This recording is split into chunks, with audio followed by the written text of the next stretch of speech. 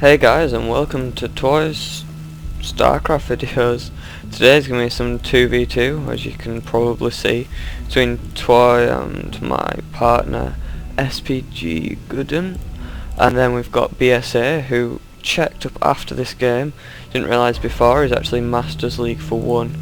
And then there's Ghost down here in the bottom left. So, you might see what's going to happen in a minute. It'll be quite interesting.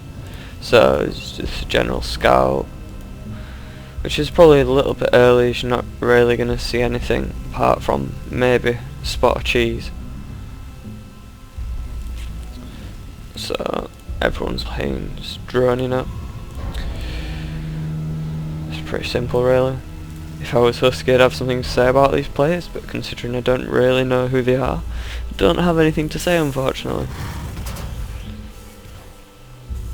So if I was clever, obviously I'd have gone for his SCV, but I'm not really that good.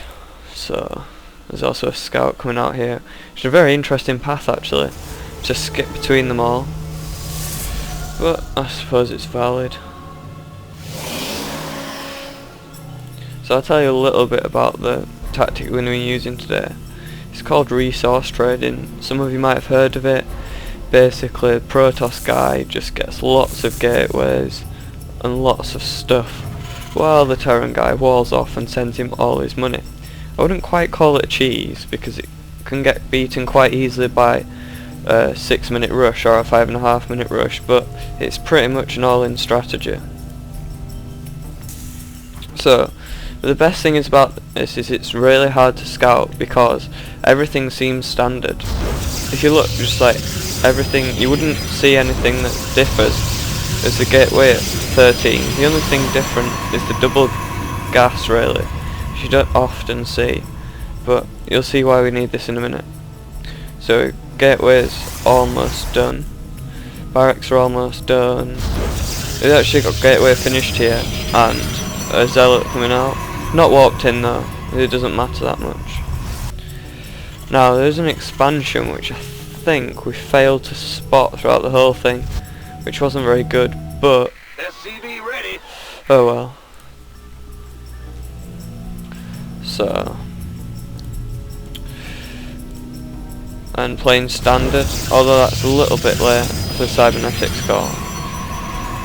We got a fast expand off out of the Terran anyway, which should be easy to crush using our method, because by 8 minutes you push out with about 4 Archons and 20 Zealots, so it's quite hard to beat.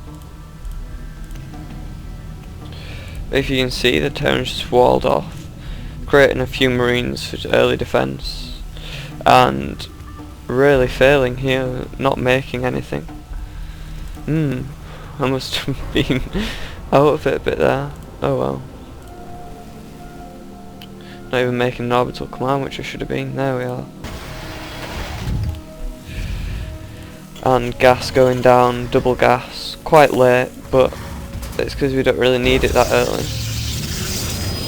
And this is where the build really starts to differ. We get a Twilight Council going down very early, straight after this cybernetics cores research in fact, and obviously got warp gate in, which is very important. A couple of zealots out for early defence, and again just work probing.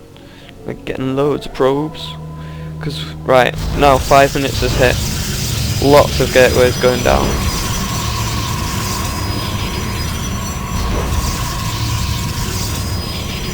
Because now I'm literally constantly sending no resources. When this finally shuts up. The other thing is researching charge, because we're going for charge lots and Archons, which are a deadly combo this early in the game. So I'm pretty much failing on SCVing up here because I'm absolutely pathetic. And is going for macro style play, really, with 3 gateways being thrown down for the Protoss now, cybernetics core, and a robo facility. So that's 3 gate robo, nothing too fancy. Oh, And there's another gateway, so I think there's now 8 gateways, yeah, that's right. And the Templar Archives. We chose to go for Templar Archives rather than Dark Templar, as these cost a lot of gas. So you use all your minerals on Zealots and all your gas on High Templar, meaning you basically use all your minerals really well. So obviously now we've got 8 warp gates and it's getting to about 7 minutes. We've got 3 High Templar already. And charge is just finishing at 7 minutes. As you can see, the Terran has like nothing. But it doesn't matter that much, considering he's sending minerals across all the time. There's been a slight lapse here. 200 minerals was unlikely to stack. And it's gone. This game was actually very delayed in getting going. 2 forges down, which is very important. It's probably been put down earlier, but we wanted to make sure we were okay for an early rush.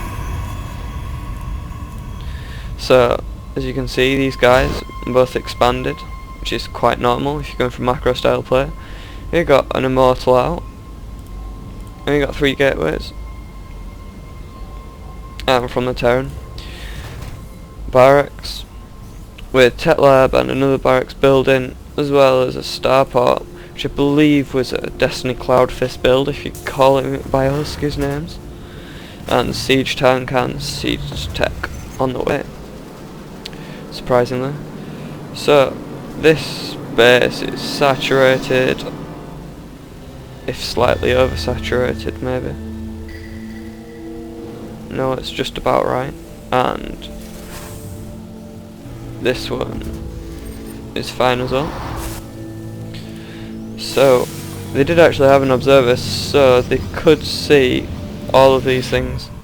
Gangway coming through. However, oh, there we are.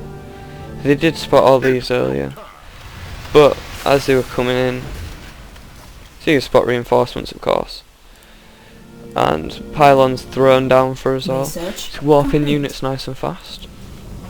So here, just less than 20 zealots and 3 archons. By 9 minutes, this was quite slow. Unfortunately, losing a probe there, meaning you have to bring another one to build pylons with. So another archon, so that's now 5 archons and lots of zealots. And again, just a few marines for early defense. Now concentrating on giving a lot of minerals over. So, this is when we scanned just to see what he had. It didn't matter that we didn't go. And this is bad positioning with that Archon really. But letting it absorb a lot of the hits didn't really harm too much.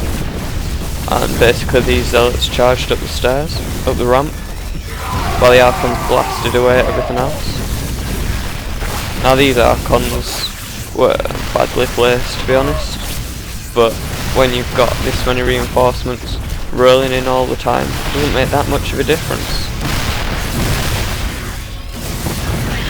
Unfortunately that Archon goes down to the siege tank, and everything gets wiped out pretty much. There's a bit of a lapse there with those zealots.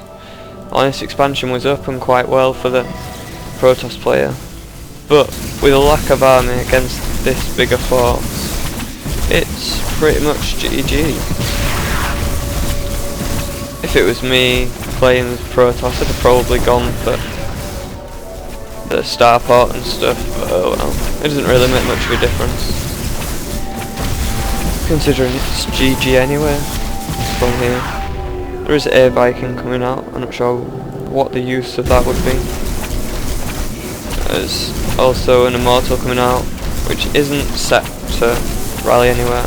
Pulled the probes in a bit of a desperation attack, but with the 1 armor and 1 attack upgrade, and it's really easy to slice straight through probes, and straight through the Immortal as well. So these Stalkers were the last line of defence, and held off quite well, to be honest, apart from moving back there when charge was there. It's quite good micro, it's not brilliant. And now we have 2 upgrades on the way, as well as more Archons and Zealots. So it's trying to fly off some stuff. Again, more units, but to be honest, when you've got this many, there's no real way of them recovering. So let's just fly off, and I think they called GG very soon. Yeah. There was just one cannon in defence back here, which isn't really going to hold off all these Zealots or Archons.